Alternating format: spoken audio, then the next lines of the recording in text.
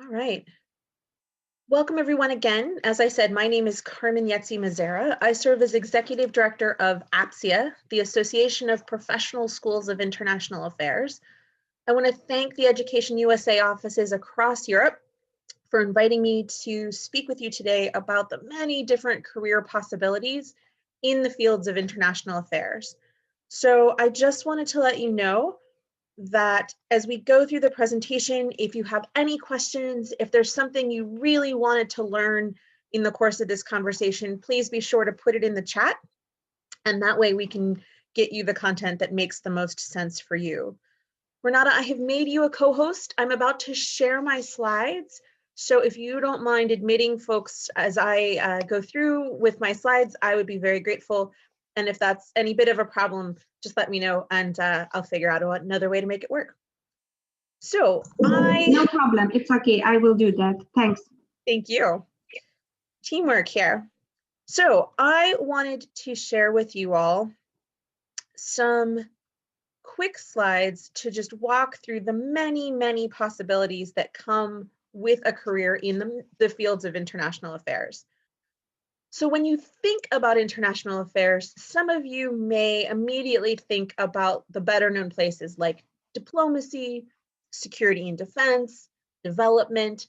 Those are areas that many people know of when they think about the fields of international affairs. Well, one of the things that I like is it brings together so many different disciplines, so many different backgrounds.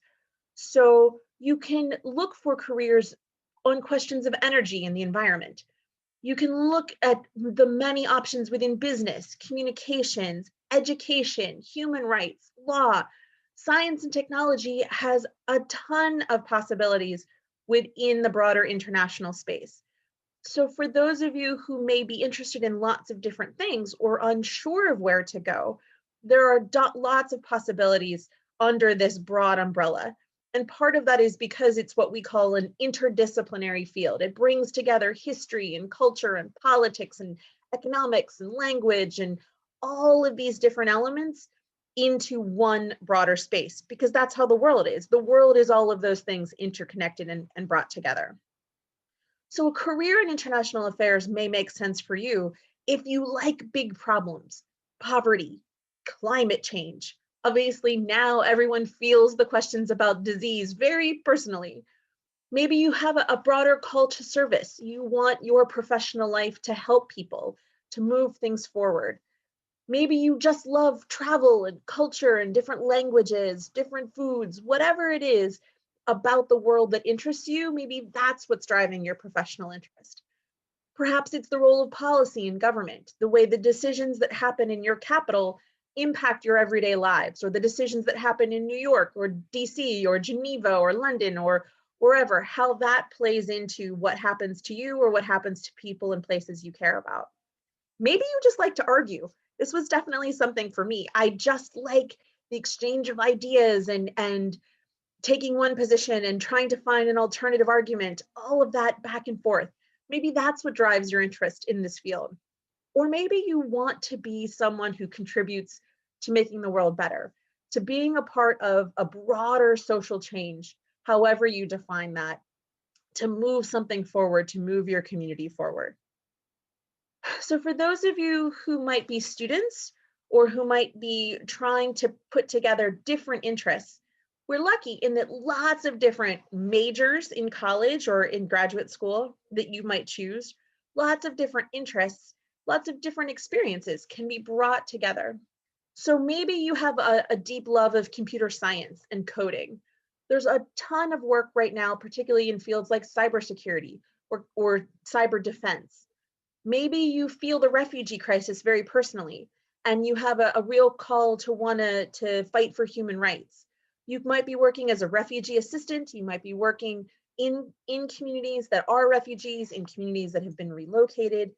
Maybe for you, it's about climate change. We can't all be Greta Thunberg, but if you have an interest in a particular area, if you have an interest in the environment, you can put those pieces together to create a career focused on trying to address the effects of climate change and to stop climate change before it so severely impacts the way we think about everyday life. So all of these different pieces, and I'm not going to read them all to you, but the recording and these slides will be available later. All of these different pieces can come together as you try to put together different interests, different academic studies, different pieces to build that particular career in international affairs. So what kind of skills do you need? I would argue that there are 5 key things that you would need, whether you want to take that interest in international affairs and go into government, if you want to go into the private sector, into business, or if you want to work for a non-governmental organization. First is some kind of experience, ideally something outside your own country that will introduce you to how people live and work and interact in a different context. So if you can secure a traineeship or an internship or stagiaire, whatever it is, if you can have a work in an office, any of those different pieces that are going to let you see what a professional culture is like. You're going to need to learn how to write well. If you have all of the amazing ideas in your head, if you cannot get them out on paper, it's not going to really serve you very well. And the same thing is true about being able to speak comfortably in front of lots of different kinds of audiences.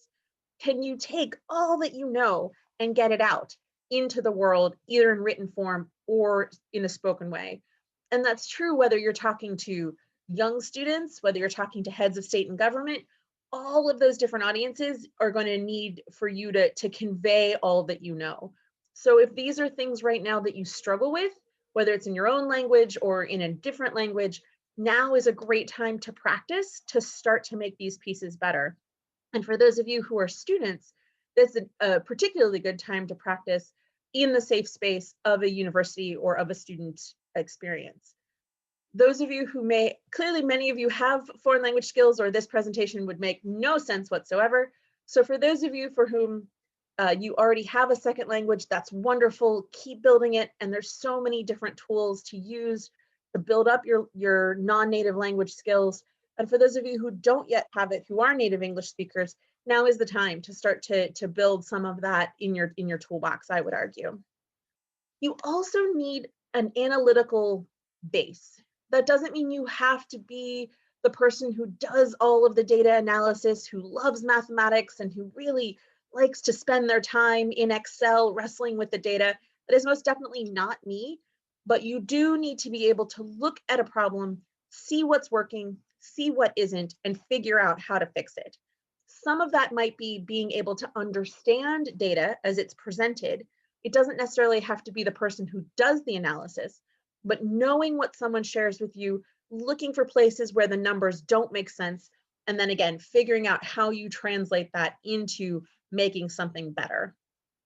It could also be on the technical side, maybe a computer program, maybe maybe it is Excel, any of those different pieces. But even if you don't have the technical expertise, the ability to analyze and figure out a problem is really critical, I would argue.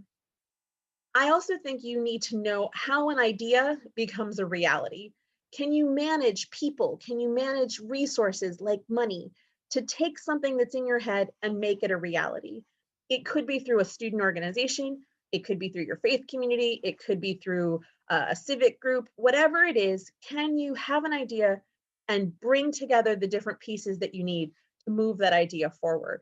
And again, there's lots of different ways to have that live in the world. But I think the ability to do that is really critical for any kind of career that you might want. You also are going to need to build a network, a group of people around you who can give you information, who can give you advice, who can open doors for you. And again, there's lots of different ways to do that in your university life, through your different communities, at home, all of these different kinds of pieces. So I've talked a little bit about this, but how do you get those key skills? As I mentioned, internships and all of those different pieces that might be available to you. There might be opportunities if you become an undergraduate student or a university student to do what's called a work study project. So there might be ways to build up those skills while you're still a student and on the campus. The more you have the chance to study abroad, to go someplace outside of your own comfort zone, will let you practice your language, practice your writing, practice your speaking skills. There are a ton of fellowship opportunities to try to build those relationships, to build those skills in communication, to build language proficiency. And we can talk about all of those pieces later. I mentioned quantitative skills and analytical skills.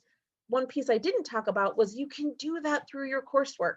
If you're an undergrad, going to be an undergraduate student, going to be a graduate student, make sure you build that into the tools and the resources that you do, the kinds of classes you take, the papers that you write. If you're already a professional, maybe it's part of a work project that you do, anything again that lets you unpack a problem, see what's working, see what isn't, and then make some recommendations about how to fix it. Some of these opportunities that you see on the screen in terms of getting project management experience might be US focused, but through so many different opportunities in the European context, you have the chance to go to deliver on a project. It could be VSO, it could be a JPO program through your home country, it could be through Erasmus or any of the many different EU funded opportunities. Anything that lets you, again, take an idea and move it forward are going to be some critical experiences for you. In terms of a network, there are a million groups to bring young professionals together. Some of them are really specific, women in cybersecurity who like to eat cheese. Some of them are really broad, just all young professionals who have an interest in foreign policy. Whichever level you go, very broad or very specific, finding a group of people around you who share an interest and can give you information can be really, really useful. And finally, it might be through professors at your university, it might be through other graduates of your university, anyone who can definitely help you move forward. Renata, is there a technical issue or did you need to share something related to this point? Yes, I just wanted to let you know that I don't see on my screen the function to let in someone who is in the waiting room. Can you check if everyone is in? Sorry for that. No problem. It looks like I don't have anyone in the waiting room. So I think it's Okay, so maybe it's fine. Okay, sorry. no problem. We want to make sure everyone who wants to be part of this conversation can be part of this conversation. So thank you for letting me know about that. So again, through university, through these civic groups, online, lots of different ways to build up a resource base around you. Obviously, we are in the middle of a very unusual time in world history. So how can you get these things if you can't cross borders, or if your country is on lockdown, or if you can't yet travel to a new place? One of the strange benefits of this particular phenomenon we're living through is that a lot of internships and volunteer opportunities have moved online. So no matter where you are in the world, you may be able to compete for opportunities without moving to a new place, without having to fully go somewhere. And in other cases, it might have been an internship that was only available in Brussels. But if you're in Vilnius, now you can access it because it's remote anyway, and they don't care where you are. So there's lots of possibilities that have been made available because of the pandemic that would otherwise not be possible. There's also probably a lot going on in your local community. If you are that person who's interested in cybersecurity or interested in refugees, there are likely things going on in your town, in your community, that connect to these broader local issues. Maybe it's about welcoming refugees into your community, helping them get used to things, helping them get ready to live there. On the cyber side, maybe it's through the local police force, maybe it's through the provincial government, maybe it's through another private company that's trying to figure out how to protect itself. There's lots of ways to get experience and exposure in your town and community, even if you cannot leave to go and travel the world. On the research front and the analytics front, the more writing you can do, publications, there's a lot of calls for papers, calls for analyses, calls for ways to share what you know. And even if there aren't, there's a million tools that you can publish what you know yourself. So anything that lets you practice that skill, lets you put it out into the world, is going to be beneficial. And a lot of that lives online right now. There's also a lot of freelance projects, which are usually very specific, focused opportunities, or contract work, which would be a relationship over a longer period of time. One of the ones that I often point people to is that the UN, the United Nations, has an online volunteer corps that lets you pick up individual projects. Maybe you speak multiple languages and you want to use your language skills to translate or do editing work. Maybe it is project management where they're looking for someone to move an idea forward. All of that can come in from your living room, from your room, in your pajamas, whatever it is, but it's an opportunity for you to connect and to start to build those skills. And the same is true for relationship building. There's a million online meetups, online happy hours, discussion boards, ways for you to make relationships, to build contacts, to gain insight, to attend events like this one that would never necessarily be accessible if it was happening live and in person in one particular place. So as terrible and unusual as the pandemic has been, it does create a few of these opportunities to access different things in a way that might not have been possible before. So once you've figured out some of what you were hoping to do, how can you put forward the best application? And I want to talk very briefly about this. There are some differences in a US context compared to European contexts. And then obviously within Europe, there's going to be a lot of differentiation as well. Every application is going to be different, but in general, the kinds of things you might need to provide would be a cover letter, a resume, or a CV. They are different things. And so particularly if you wanted to come and study in a US context or apply for an internship or a job with a company that might have a more US approach, it would be important to think about a resume compared to a CV. And we'll talk about some of that, but we can talk more about that if that's useful. For student-facing opportunities, you might need transcripts from every institution you've attended. So if you're at the University of Tartu and you studied at a school in Madrid, you might need to be in touch with that school in Madrid to pick up your transcripts so that you can turn them in for an opportunity, even if that opportunity is in Tartu, which is a city I love. But in that case, because of COVID, those timelines are much, much longer. So you really need to think ahead and prepare to get that documentation if you need it in advance. You might need writing samples. If you're writing in a language that's not your native language, you might need time also to build out and make sure that someone else looks at it to make sure that it's as perfect as you can get it. You're also going to need references in many cases, people who can speak to your ability to deliver on the task, deliver on the project that you're being hired to do. And I'm happy to talk more about how to find good references as well. So for a cover letter, one of the biggest challenges I think people face is trying to figure out where the line is between sharing way too much information or not sharing enough. And the cover letter is just supposed to be part of your introduction. It's not supposed to be your whole life. It's not supposed to tell everything you've ever done. It is supposed to live together with your resume to explain to an employer why they should want to talk to you, why they should interview you. So I really recommend a 5-paragraph structure for a cover letter, but the focus should be how you can help me as an organization, as an employer. So the first paragraph should be very short. This is what you're applying for. And then something that really summarizes all that you can do and why I, as an employer, should keep reading and should stay interested in you. So very short, very specific, that links what you can do to what I'm looking for. The second 2 paragraphs should take pieces from that job description and unpack them by giving me examples of things you have already done. So if I have asked for this, tell me how you've done it, give me some specifics. And it should also link to something on your resume so that it really makes clear connections between what I've asked for, what you say on your resume, and then you're giving me more details in your cover letter. So that's the first and the second, or the first 3 paragraphs. The 4th paragraph maybe gives you a chance to deal with some situations. So if you are in Vilnius and you're applying for a job in Brussels, you can say, I recognize that I'm going to need to move, or I recognize that this and this is my situation, but here are some ways that I'm going to prepare for that. Here are some ways that I'm going to anticipate that.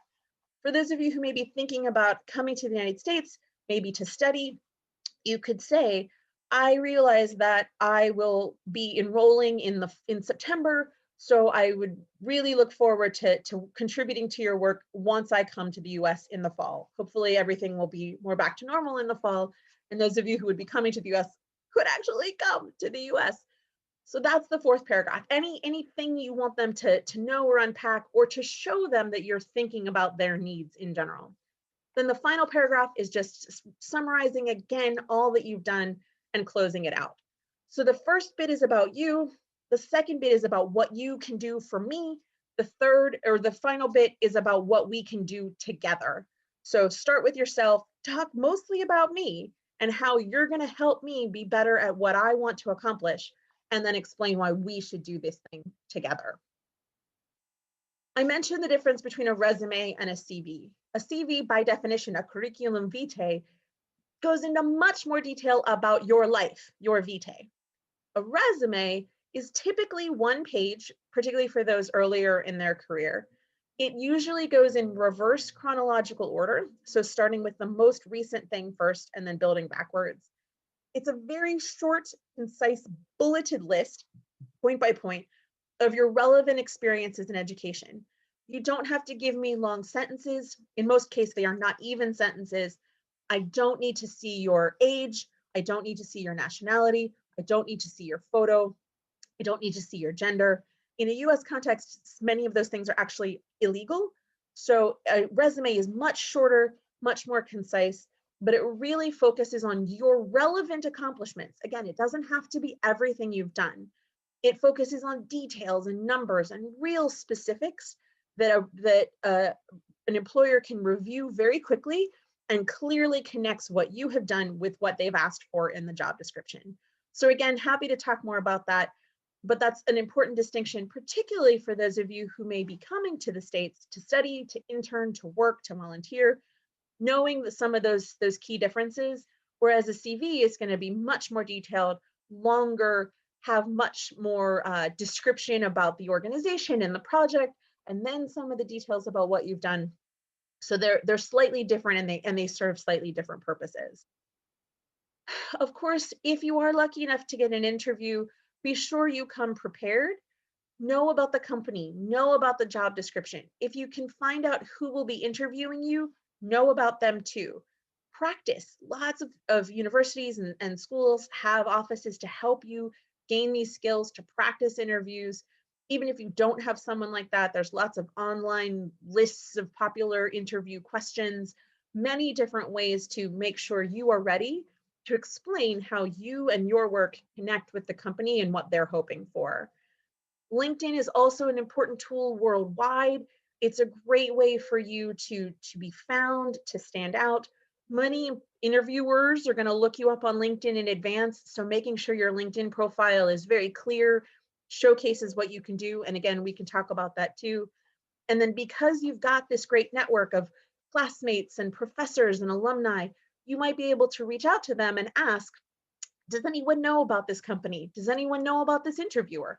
And again, you can gain some of that inside information to help make sure you do the best you can on that interview. We talked briefly about letters of recommendation. On the whole, I think they need to be from people who know you well. It does not matter if they are a famous person. It does not matter if they have a very grand title. Pope Francis could write you a letter of recommendation, and if all it can say is that Laura is nice and she came on time, that will not nearly do as much service for you as someone local in your community who can talk about your specific work or your specific responsibilities or what you've actually done. Do not ask family and friends. I am sure they love you and I am sure they want to say nice things about you, but it really will undercut the point of the recommendation, because someone will say, this is their grandmother. Of course they love you, and of course they want to say nice things. It really needs to be linked to your professional experience. You can give your recommender specific advice.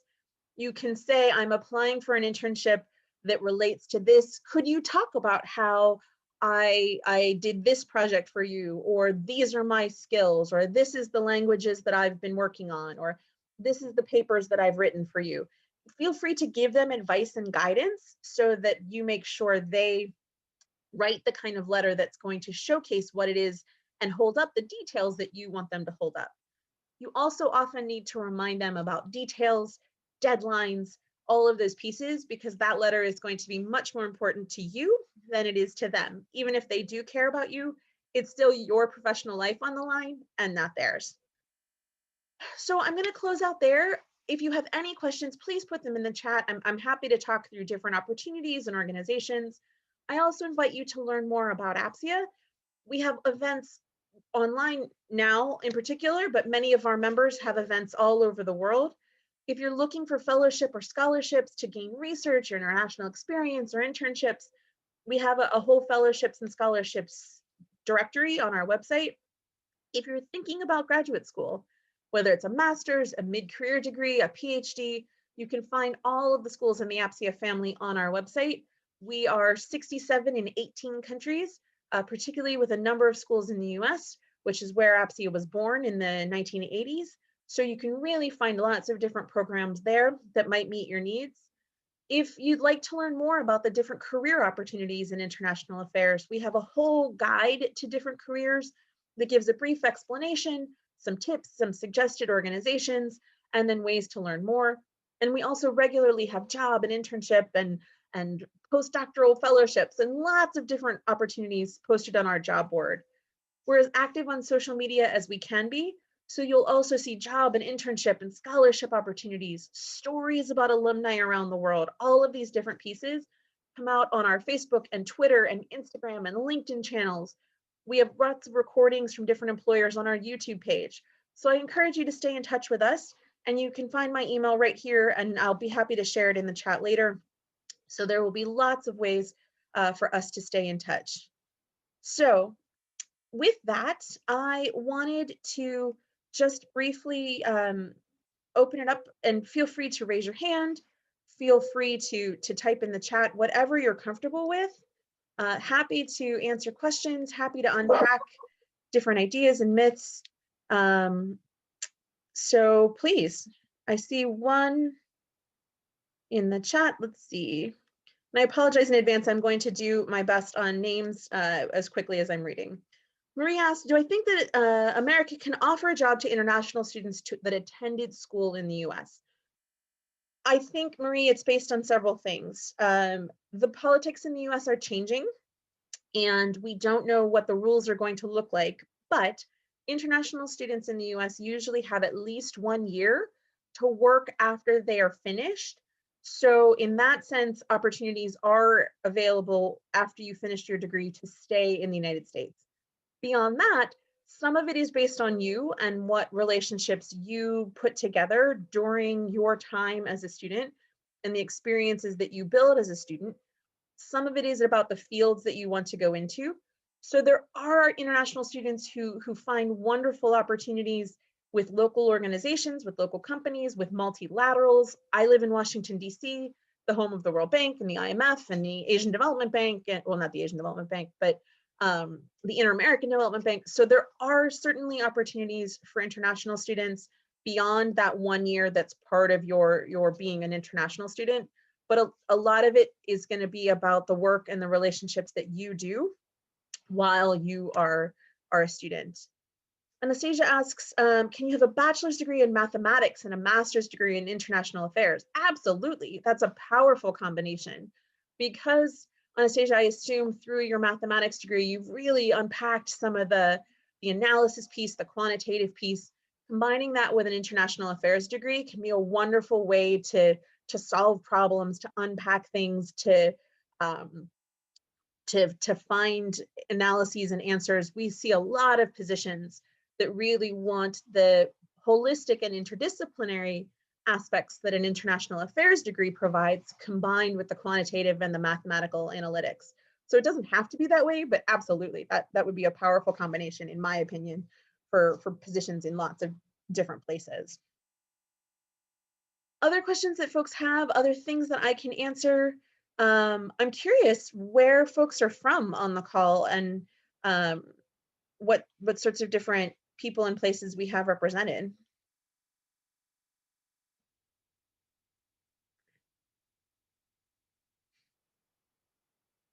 No, folks don't want to share? I can guess. From Russia? Wonderful. Ukraine, Italy, Latvia. Oh, my favorites. One of my favorites. All right. From Riga, from Hungary, Lithuania. Oh, how wonderful. So glad to see all of you. You are. You're all in some of my favorite places, and I wish I could come and visit you and see you after the pandemic. Okay. Butsu wonders, in order to look for scholarships to study in the US, do I have any websites that I would suggest apart from my own?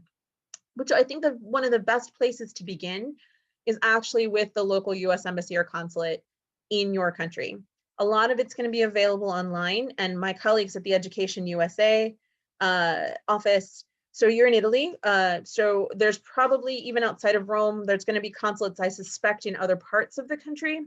They're going to have the most tailored information for you, because part of their work is to be of service to nationals in that country who want to come to the United States. So as an Italian student, if you're looking for opportunities specifically for Italians, then they're going to be probably your best place to begin first. The other place that I would think, or the other element that I would think about, is trying to think about what connects. See, Marie was a consular intern in Naples. She might be a great source for you, Buto.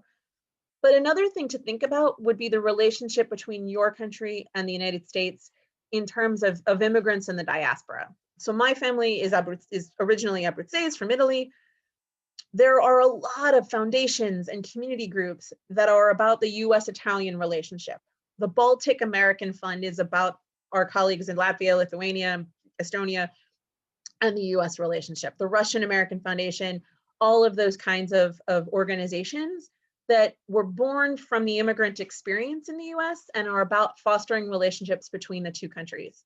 Many of them have scholarship opportunities, internship opportunities, funding to build more bridges between those two countries. So if you are an Italian student looking to come to the US, that might be the third place to begin, after the embassy and of course after us. And again, the same is true for all of the different countries and representatives that I've seen here. Some of it might also be through the US Chamber of Commerce or the Chamber of Commerce in your country and government. There's lots of groups trying to build that transatlantic bridge. And so there may be funding that comes along with it. So I do know the Baltic American Foundation has scholarships. There's a number of Italian groups, Italian American groups, that are trying to foster that kind of exchange and relationship. So those would probably be another place that I would suggest you look for funding. And sometimes the school or the university to which you're applying may also have a list of those tools, but it's more likely to be broad for international students perhaps. And in some cases, they'll have an opportunity specifically for your country, but the embassy or the consulate near you is going to have really tailored materials for you. So what other sorts of things are you all thinking to share? It looks like we have some undergraduates, some young professionals on the line. Oh, someone from Belgium. Wonderful. That was my study abroad as a student. Fantastic. So it's wonderful to see all of you. Please, I'm here to help. One of the common questions that I get is either about students who want to stay in the US, as we've talked about, or students who want to go home, and how that degree may be a great marketing tool or a piece to talk about when you go home.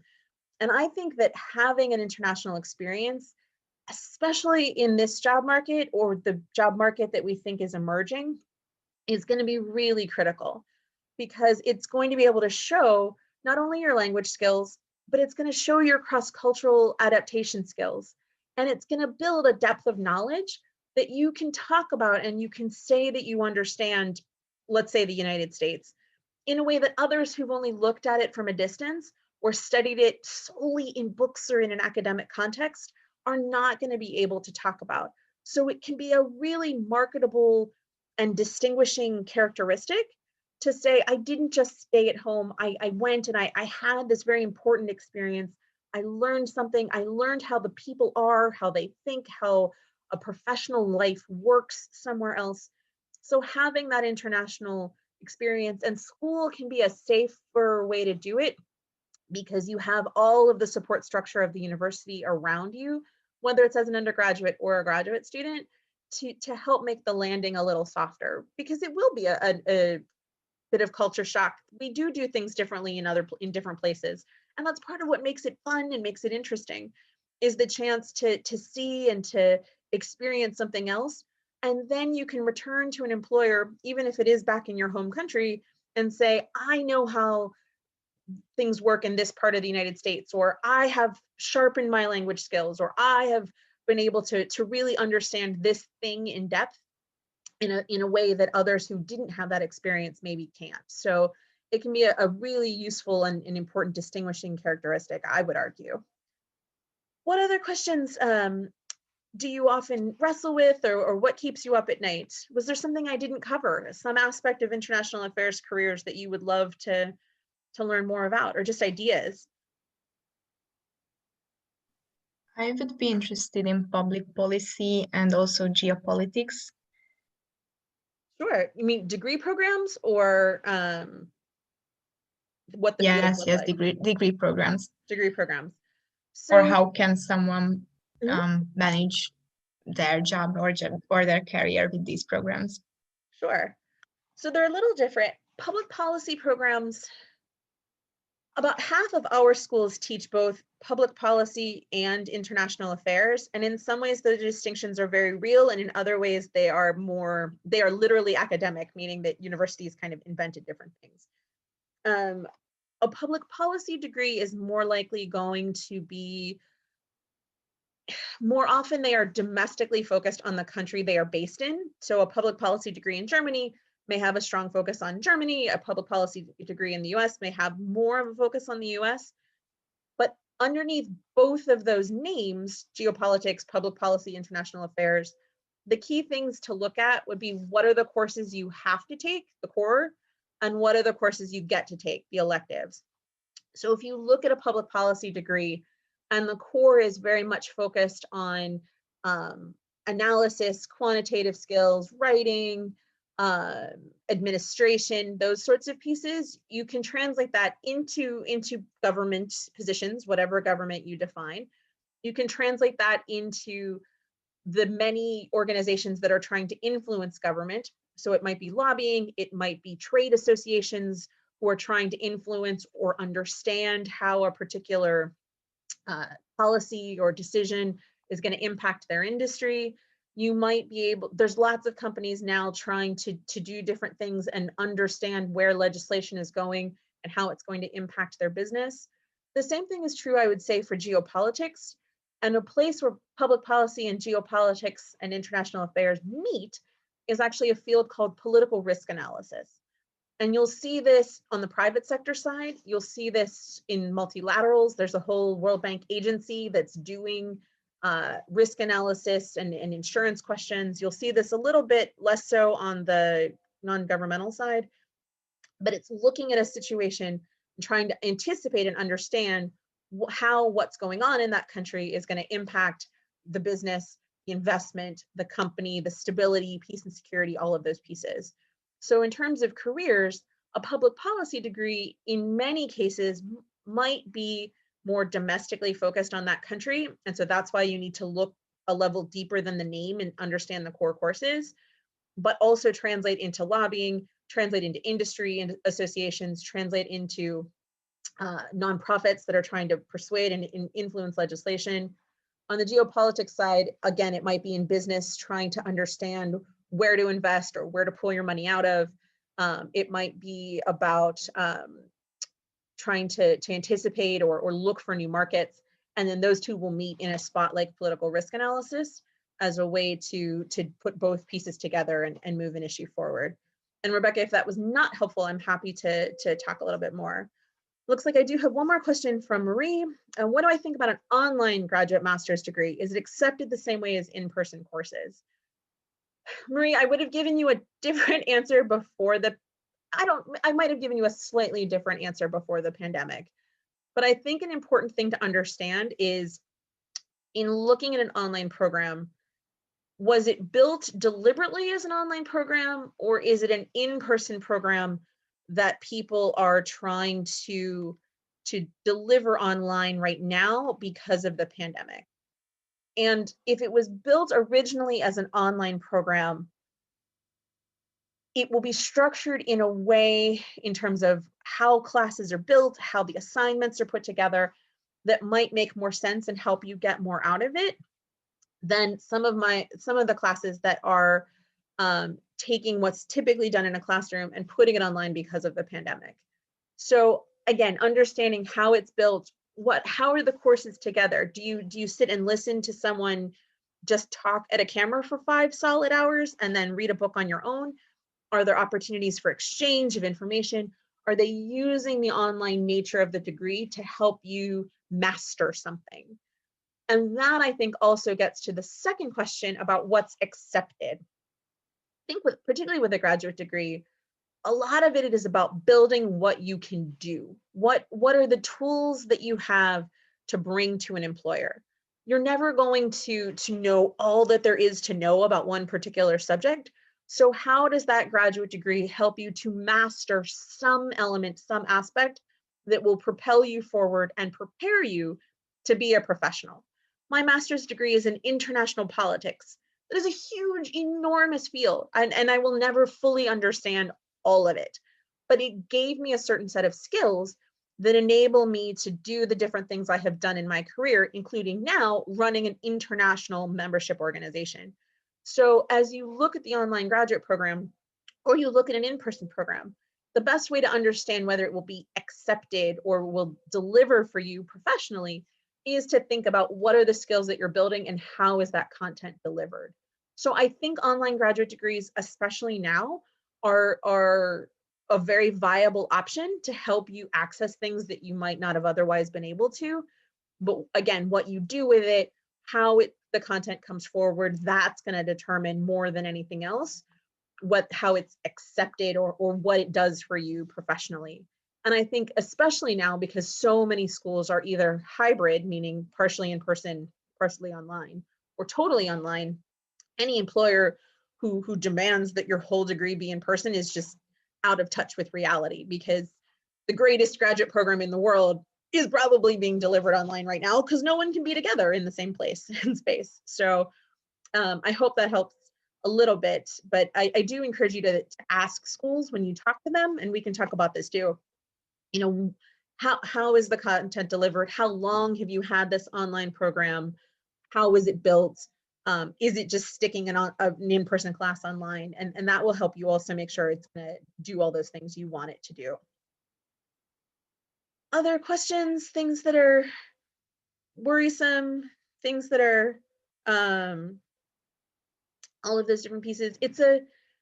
I think it's a particularly interesting moment to be looking at international careers and to be looking at international programs, because the pandemic has shown so clearly how interdependent the world is and how choices made in one place impact what happens in other places. I think it's a really interesting and forward-looking moment to try and unpack some of these issues, because what happens in all the places where you are has always affected me, but it's much clearer now that the choices in Budapest and the choices in Riga and the choices in Brussels have an impact on me here in Washington, and vice versa. So this is a wonderful time to bring those things together and to bring your skill sets as someone who's studying these things, someone who's interested in these things, someone who's working in these places, and to bring that into the international space. Other questions, interests you're trying to combine? I'll put my email again in the chat. I'm happy to, that unfortunately only went to Marie. So Marie, you get first look. I'm happy to talk offline again, or to find other ways to share. We do, as I said, have an active job board. We're very active on social media, so I encourage you to follow us on all of those channels, and I will put all of those in just a second as well. And that to me can be a great way to stay in touch and to learn about things that are going to come forward that you might not otherwise just be aware of. And so I'm very happy to share more information with you as best we can going forward too.